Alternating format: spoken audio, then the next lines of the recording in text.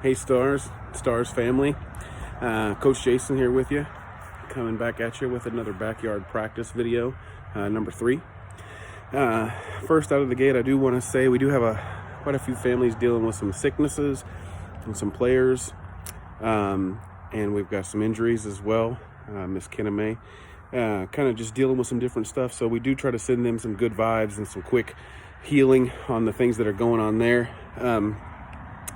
Moving on past that, we do have quite a busy week in the Stars world this week. So we did have a busy weekend before. We've got a backyard practice scheduled for Tuesday night. We've got a strength and conditioning practice.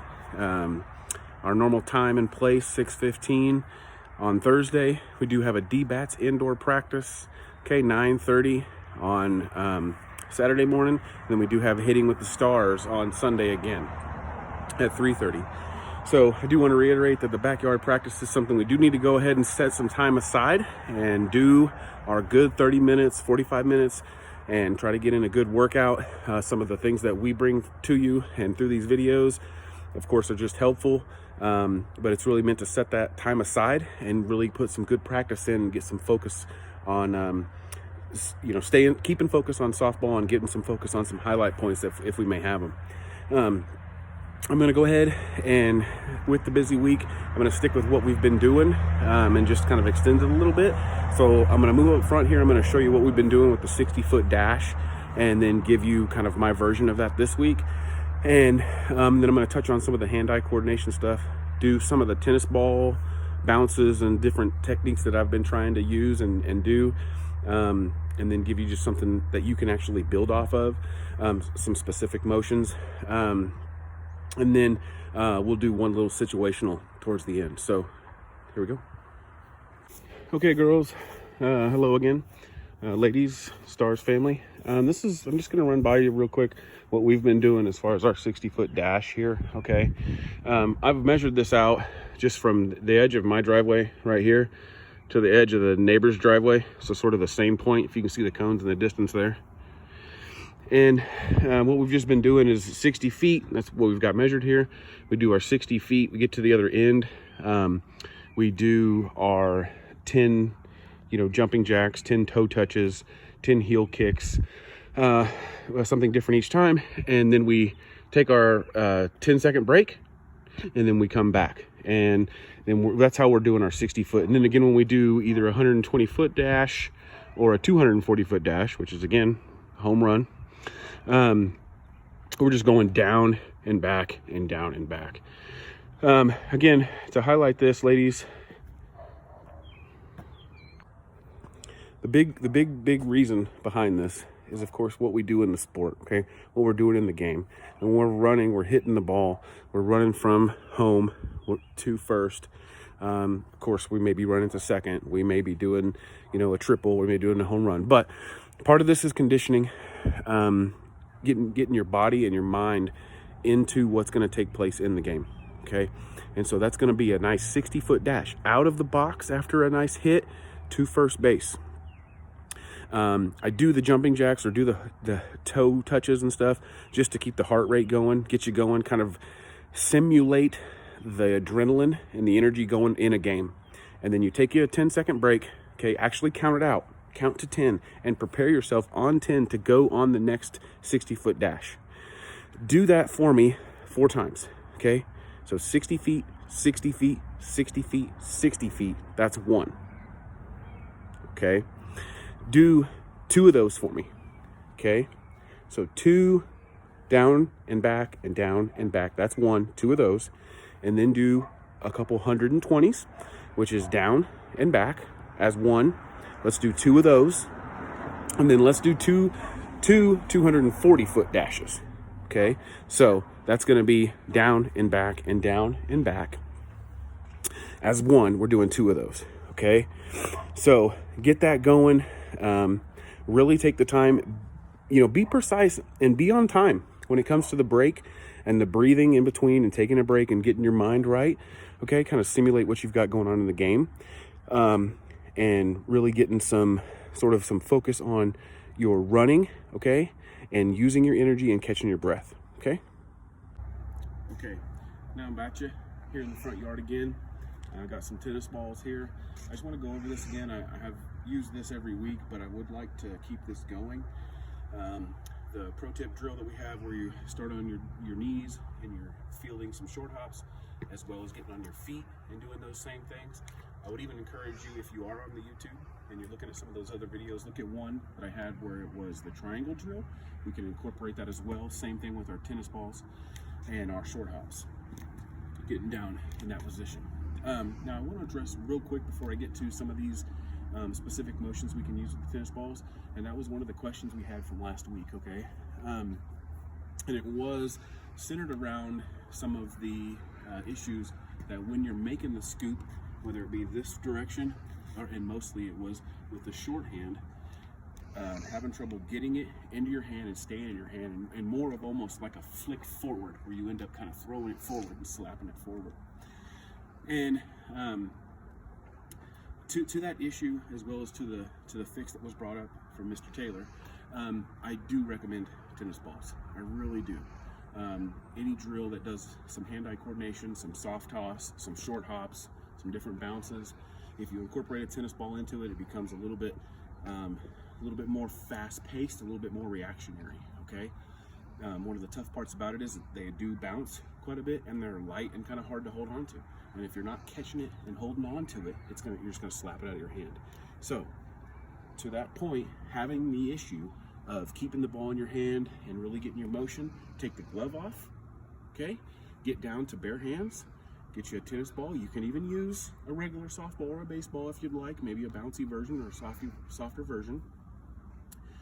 And then go ahead and do those same drills, okay, with the tennis ball. So down on your knees, doing your short hop middle and glove side, glove side, short hop side, okay?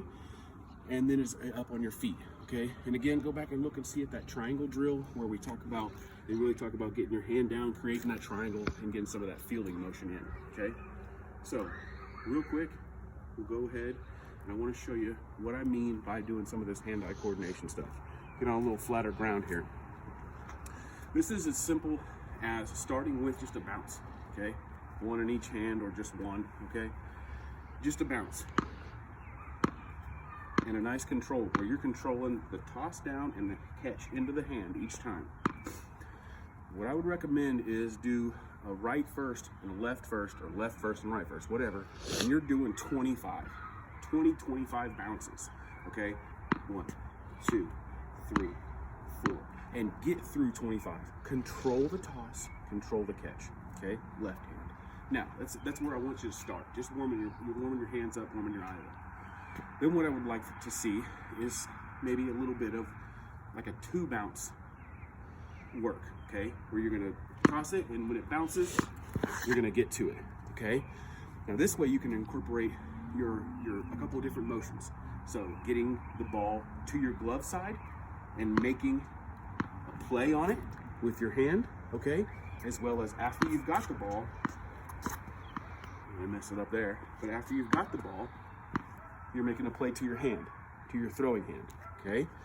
So we've got 25 each here, we've got 25 each here, just warming up. We've got some double bounce where we're getting in on it. So we're doing like a fielder play, and then I would like to go ahead and do a double bounce or a single bounce and use it as like a pop fly situation, okay? Where we're saying like this, a good hard bounce under it, okay, with our hand. Now, you can do this with both hands. Of course, you don't wear a glove on your right hand, but you can do it with both hands, just trying to focus in, hand, eye, keeping that motion going. So, under, okay. We've got our double, okay, where we're going into our motion, okay. And then, even, you can get a little bit more complicated with it, okay, and try and get it as quickly as you can. So when you do a double bounce, you're trying to get it right after it bounces off the ground, okay? So you're saying, and really get right on it, okay? You can speed these up, okay? Really get going with all that, okay? And of course you can bounce it off a wall, anything that doesn't create too much noise. and maybe get your brothers and sisters or your parents annoyed at you, but there is that. So there's a couple examples of some specific actions you can do. Really working on your hand-eye coordination. Once you get comfortable with it, you feel like it's too easy, speed it up, okay? Get a little bit more specific with it, okay? Make it a little bit more, agile. Get your motion into it. So if you're not just doing this, well, now we are doing, okay? We're adding all that into it, okay? Okay, ladies. All right, just to finish up here, we've touched on a couple things. First, we've got a busy schedule. Don't forget, strength and conditioning Thursday night, practice Saturday morning, 9:30, hitting clinic Sunday afternoon. Second, I want to say thank you for your hard work, ladies. You've been putting in a lot of time, a lot of effort. Stars family, you've been doing the same. So I really do appreciate it, okay? This is just the beginning. We're just getting the engine revved. We're just getting the wheels spinning, but we're about to head off into a nice, strong season. Let's keep it going, okay? Appreciate all the hard work. You might remember I did a situational in the first video where we had a pop fly to left field. We had, we knew how many outs there were, all that kind of stuff. I'd love to see the ladies' answers to that this Thursday night, okay? As well as maybe this one, okay? So I'm gonna give you another one. Situational portion here. What I've got written up here, ladies, is I've got the score. We don't know what the score is. I've got the outs. We don't know what the outs are. And I've got a couple questions here. And then I've got the play that we're going to watch here, okay? In this particular play, we've got a girl on third base. We've got a girl up to bat, of course. And what we're going to watch take place is a pop fly to just behind second base and in front of right field, okay? So we've made the pitch gets hit, it's heading its way out here to just behind second base. And what we actually see here is, depending on where we started, depending on, where our first step, right, where our first step took us, we have a play here where second base is moving backwards to catch this ball and right field is moving forward to catch this ball. Again, we have a girl on third base. A couple questions I want to ask. Okay, ready? First, why are these two things important? The score and how many outs there are already in that inning. Why are those important? Okay. Two, who should catch this ball? Okay. It's not a matter of who's fastest. It's not a matter of necessarily who's got the best arm or any of those kind of things. Okay. Nice and simple. Who should catch this ball to make this play? And three, where should we make this play? Once we've caught this ball and we go to make a play, where should we make this play? Okay? Ladies, thank you very much. I hope you have a good week. Look